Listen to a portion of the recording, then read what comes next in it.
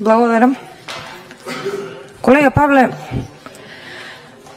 вистински предизвик, а и закана е да си опозицијски пратеник во овие моменти во Република Македонија и да ги критикуваш политиките на власта, односно на партијата во која што ти си дел, односно си во коалиција, а инаку си независен пратеник и независно одлучуваш и донесуваш независно одлуки. Велиш дека, Павле, многу тешко ти е кога носиш одлука за да пратиш колега во затвор, во притвор. Јас ти верувам. Верувам дека е така. И се обидувам да се ставам во твоја ситуација и во ситуација на сите колеги кои што денеска ви е кажано да гласате за одземање на имунитетот на колегата Љупчо Димовски. Верувам дека не е лесно, но се сеќавам дека за последното гласање, кога одзимавте имунитет на колеги, дел од вас беа многу среќни. Камерите ги регистрираа како се смеја и како триумфираа вака. Откако тие колеги излегоа од притвор и од затвор, колега Павле, истите ги гушкате, треба да кажеме на јавност и тоа, истите ги гушкате.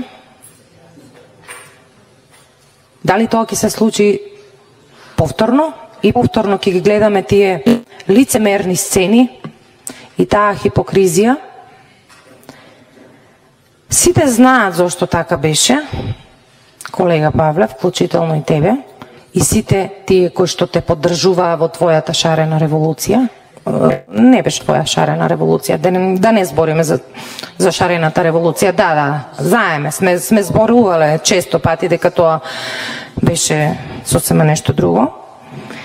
И се уште стоам на тие ставови дека беше нешто друго. Ама тие што те поддржуваа во шарената револуција очекуваат да бидеш конзистентен во ставовите, но ти не си. Затоа очекувам барем денеска да покажеш не на нас, на таа јавност што тебе те гласала, а не нас. Таа јавност тебе што те гласала, не гласала нас и никогаш нема да не гласа, предпоставам. Таа јавност што тебе те гласала, денеска да покажеш дека ти си независниот пратеник. Дека ти независно одлучуваш. И да не гласаш за одземање на имунитетот на колегата Љупчо Димовски, бидејќи ниту еден од условите не се исполнети. Нема причина. Нема причина. Јас не сум правник, ја ве гледам колешката Снежана се врти, претпоставувам дека она ќе ни беседи за правото. Ќе ја слушнеме и нејзе, ја слушавме и за време на уставните измени беседеше, но не за правото. Ќе видиме. Како и да е, еве ќе ја скратам, тука ќе бидам како што велиш ти учтива, иако не гледам неучтивост од моја страна, туку кажување на вистината во лице.